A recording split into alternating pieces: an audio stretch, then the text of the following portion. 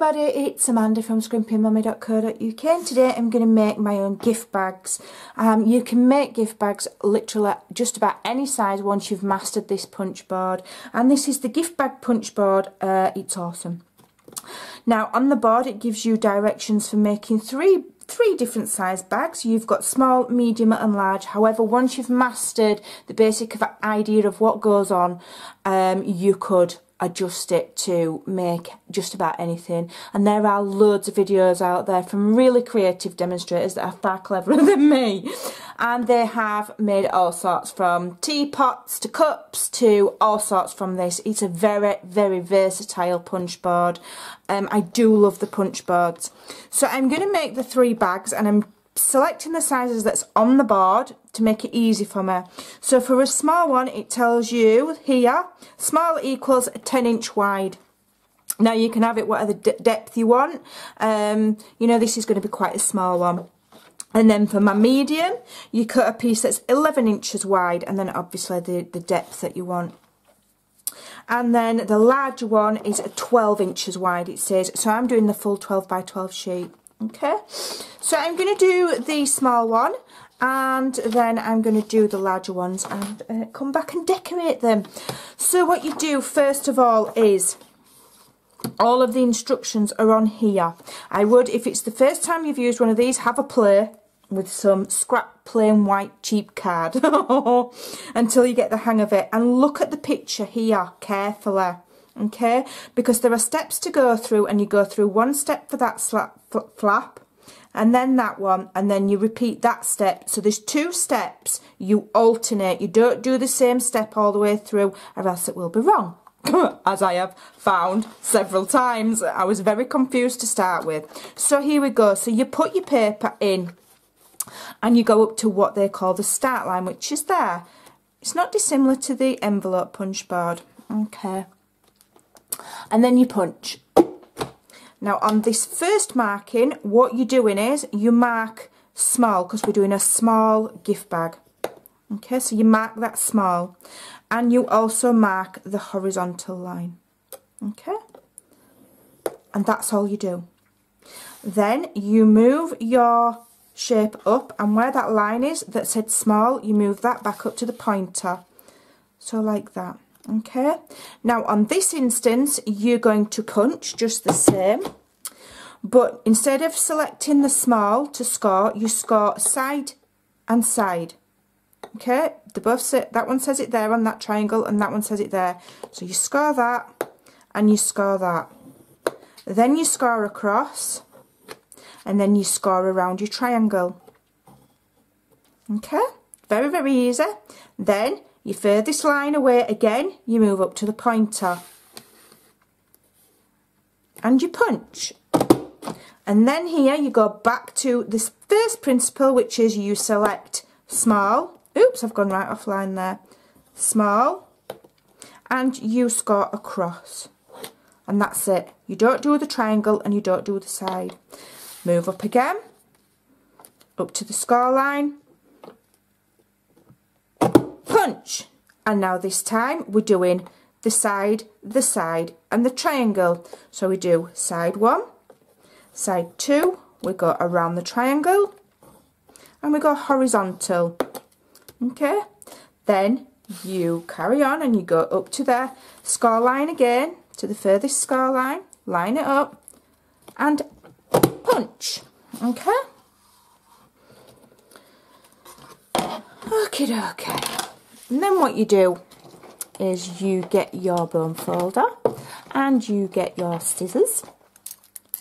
You can snip this tiny piece away here because you don't need it, really.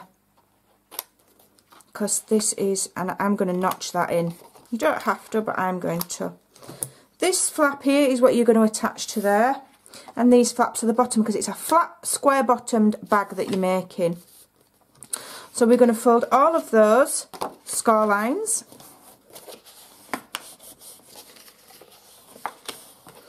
That one only scores up to the triangle, so, you know, just manipulate those score lines where it's a triangle. Okay, fold. Just fold all of them lines.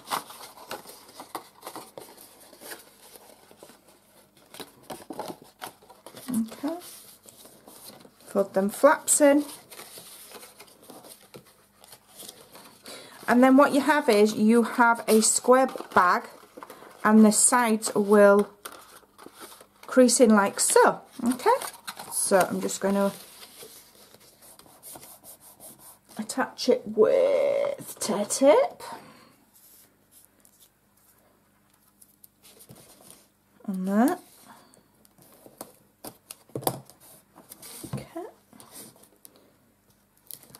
And then what I'm going to do, now I've shown you the basic principle, let me just fold that over and attach it. Should just fold in half and attach. I'm going to just pause my video and I'm going to go and make the other two sizes. They're in exactly the same principle, so if you get stuck, pause the video, go back and watch me. And I'm going to decorate them. I'm going to show you how amazing they can be. So when you fasten that side together, you just gently coax it with your fingers so that you get in that side there, and then you're going to have a flat bottom. Well, not you personally, but your bag is. So all you need to do is attach tear tape on the one outer flap, like so, and you can fasten that all together. Put your hand in, give it a press, and there's your little bag. Okay, all ready and all done. Lovely, beautiful. So I'm going to go and make the other two sizes and then we'll decorate them. So I'm back, ladies and gents, and I've made 4 different gift bags using different papers, different lengths. These are the same, these are the smaller size, but I have made one taller than the other because you can have them as tall as you want. This is the medium size. Let me just zoom out ever so slightly. There we go. This is the medium size and this is the larger size, which is the full sheet of the 12 by 12. And by the time you've done the flaps at the bottom, you're at about 10 and just short of 10 3/4. So you know it doesn't take off much for the flaps, and you've got yourself a really lovely long bag there that you can fit all sorts in. I'm going to quickly decorate them. I'm going to decorate them as super fast as I can, and I'm just going to pick 2 to do on camera, and then the rest you can see over on my blog. So first of all I'm going to do one of the big ones and one of the small ones. So for the large one, my inclination would be to just fold that top over. I'm going to trim it with some fancy edged scissors, or if you've got a fancy edged die, maybe, like so. And then because I'm lucky and I've got my fantastic little tool here, I'm going to add some holes and I'm going to put some ribbon through. I'm not measuring because I'm a bit lazy. Truth be known. Right, so I'm going to use some of this lovely ribbon that I've got left over, which is it's very vanilla with a gold band running through it. Now the names often escape me when I'm crafting. I don't always remember them. But I always have them listed over on my blog, and obviously, you know, as well as like a crafter, I do sell this stuff. You know, I've got 10 kids to feed. So if there's anything that you ever fancy, that you like the look of, all you've got to do is click the link. I think I could have done with making those holes a bit lower down, to be fair, but I'm not going to worry about it. Okay. So I'll tie that in a nice bow and I'll leave nice long dangly bits. You know, because it's Christmas and we can be a little bit extravagant. We don't always have to be scrimpy with everything. Christmas is the time of year to share and be kind and all that. And anyway, just watch your loved ones when they've opened them and get your ribbon back. That's probably what I will be doing. And that little library clip at the top there helps keep that bag shut. I perhaps should have put the holes slightly lower down. So that is just having a plain bag like so. You can decorate them obviously much further, which we might do with this little one here. And I think I'm going to put myself a little doily over, like so. And I do like the library clips. They're very inexpensive. I do love them. I'm not sure if that's a bit big, but do you know what? I'm not bothered. I'm just going to clip that on there for now. And what I'm going to do is I'm going to make myself a little banner. A little punched banner. If I've got some paper spare, which I think I have. Yes, so I'll get my banner punch. And I can create some nice banners. Is that fitting in there? Yeah. So basically the largest width for this punch is 2 inches. So if you cut it like 2 inches wide, you know it's going to fit. And now I'm doing the in-between size to have it layered.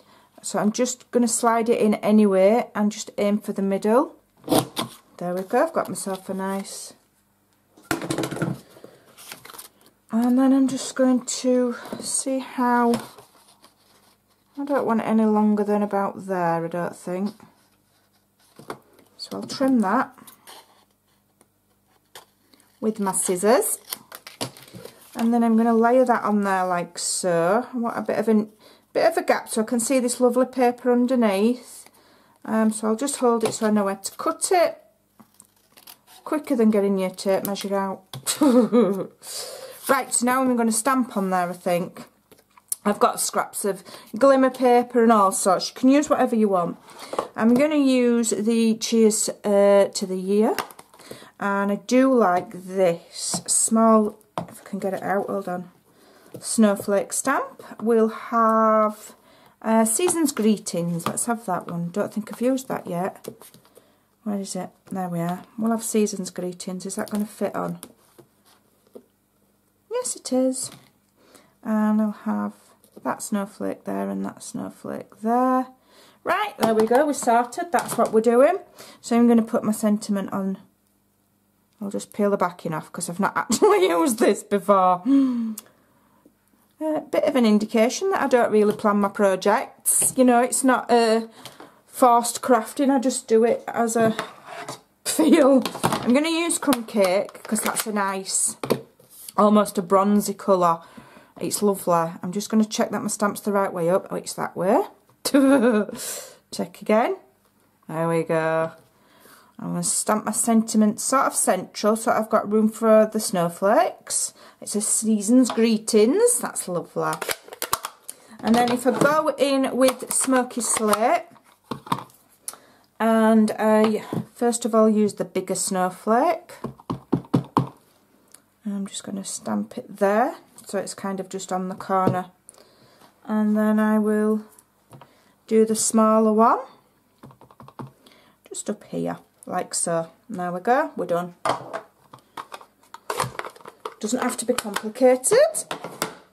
And the good thing with the bags that you can make with the punch board is you can fold them flat and store them. So I will be making a big batch of them and having them to one side for when I am packing my Christmas gifts.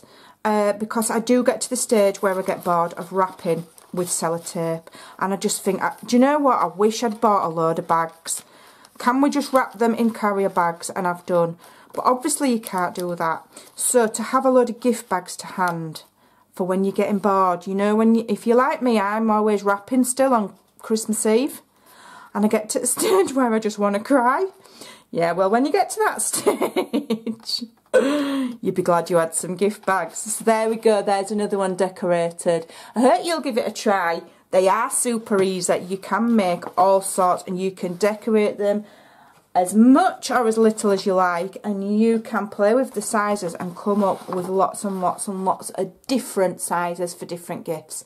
I hope that's helpful. Thanks for watching and I'll see you soon. Bye.